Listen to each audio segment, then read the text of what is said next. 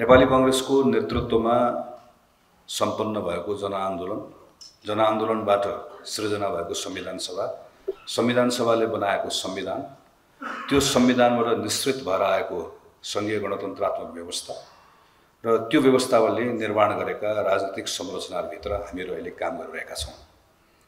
हामीले जस्तो राजनीतिक संरचना निर्माण गर्ने भनेर भनेका थियौं, जनताको अपार मद्दतबाट ती राजनीतिक संरचना निर्माण पनि भएका छन् र ती आफ्नो बाटोमा अगाडि पनि बढिरहेका छन्। यो सन्दर्भमा हामी सबैले सन्तोष मानिरहेका छौं। तर नेपाली कांग्रेस पार्टीले के कुरालाई महसुस गरेको छ भने राजनीतिक उपलब्धिहरूका सन्दर्भमा आम नागरिकहरूमा सन्तोष रहँदै गर्दा पनि आजको दिनमा एउटा ठूलो बेचैनी देखिन्छ, एउटा ठूलो असन्तुष्टि देखिन्छ र त्यो असन्तुष्टि र बेचैनीको मुख्य कारण भनेको हामीले सृजना गर्ने राजनीतिक अवस्था पछाडि आम नागरिकहरूको अवस्थामा जुन बदलाव आउँछ भन्ने कुराको हामीले वाचा गरेका थियौं, नागरिकहरूले अपेक्षा गर्नुभएको थियो, तदनुरूप हुन सकिरहेको छैन, जसको कारणले गर्दा एउटा असन्तुष्टि छ। तर यो असन्तुष्टिलाई हटाउनु पर्छ भन्ने हामी ठान्दछौं। असन्तुष्टिको कारोबार गर्ने होइन, असन्तुष्टिलाई उत्तेजनामा लिएर जाने होइन, यसलाई सम्बोधन गर्नुपर्छ र बेचैनीलाई हटाउँदै लिएर जानुपर्छ र त्यो बाटोमा अगाडि बढ्नुपर्छ भन्ने हामी ठान्दछौं। त्यही अनुरूप हामीहरू काम गर्न चाहन्छौं। नेपाली कांग्रेस र नेकपा एमाले मिलेर बनेको सरकारको मुख्य विषय पनि यही नै हो, यसको मुख्य प्राथमिकता पनि यही नै हो। यही सोचेर खास गरिकन हाम्रो इकोनोमीमा देखिएका जति पनि अहिलेका समस्याहरू छन्, सङ्कटहरू छन्, यसलाई सम्बोधन नगरिकन नागरिकहरूको असन्तुष्टि सम्बोधन हुनै सक्दैन भनेर सिम्पटम्स भएन, हामीले कजमा काम गर्नुपर्छ भन्ने सोचका साथमा केही कामहरू अगाडि पनि बढाएका छौं। केही समय अगाडि संसदले केही कानुनहरू पारित गरेको छ। यद्यपि त्यसलाई हामीले प्रारम्भ मात्र ठानेका छौं, त्यो सुरुवात मात्रै हो। त्यसले एउटा पोजिटिभ भाइब लिएर आउँछ, त्योभन्दा अरू बढी होइन। तर कम्तीमा सुरुवात भएको छ, अरू धेरै कुराहरू गर्न बाँकी छ।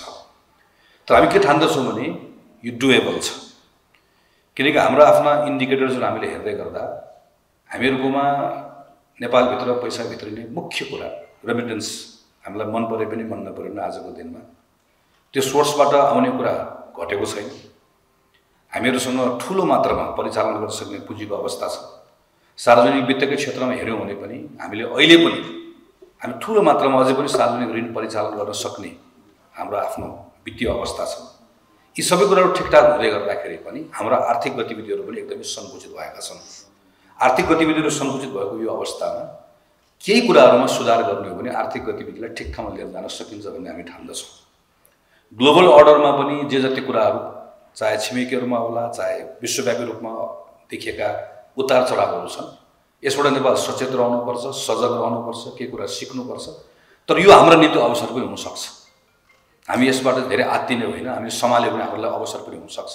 यो जो नखोलिएका ढोकाहरू पनि हामीलाई खुल्न सक्छन् भन्नेतर्फ पनि हामीहरू सचेत छौं। त्यसैले आजको यो कार्यक्रममा यही पृष्ठभूमिमा हामीले तपाईहरुलाई बोलाएर तपाईहरुबाट केही कुराहरू सुन्न चाहेका हौं। त्यो सुनेको कुराहरूलाई के गर्छौं? हामी त्यो सुनेको कुराहरूलाई आज हामी सबै सभापछि यो कार्यक्रममा आज हाम्रो मुख्य पाहुनाहरू प्रतिनिधिमूलक जुन आज मञ्चमा उपस्थित छ, उहाँहरूको केही कुराहरू उहाँले सुन्नुहुन्छ। त्यसपछि हामीहरू बस्छौं, बाँकी रहेका साथीहरू तपाईहरुसँग जति समय चाहिन्छ त्यति समय हामी बस्छौं, हामी सबै कुराहरू सुन्छौं। हाम्रो सबै केन्द्रीय साथीहरू सबै टेबलमा हुनुहुन्छ र तीनटा मुख्य कुरा, एउटा हामी सम्मिलित भएको सरकार, हाम्रो आफ्नो सहभागिताको सरकार, हामी यो आर्थिक वर्षको नीति कार्यक्रम, हाम्रो आफ्नो बजेटको अन्तिम चरणमा छौं। सरकारले आफ्नो तर्फबाट तपाईहरुसँग अन्तर्क्रिया छलफल गरि नै रहेको छ, मन्त्रालयगत तहमा छलफल भएको छ, अर्थ मन्त्रालयले गरिरहेको छ, संस्थागत यो ढंगबाट छलफल भइ नै रहेका छन्। त्यसबाट आउने कुराहरू गभर्नमेन्टका सम्बन्धित साथीहरूले लिनुभएको छ नै।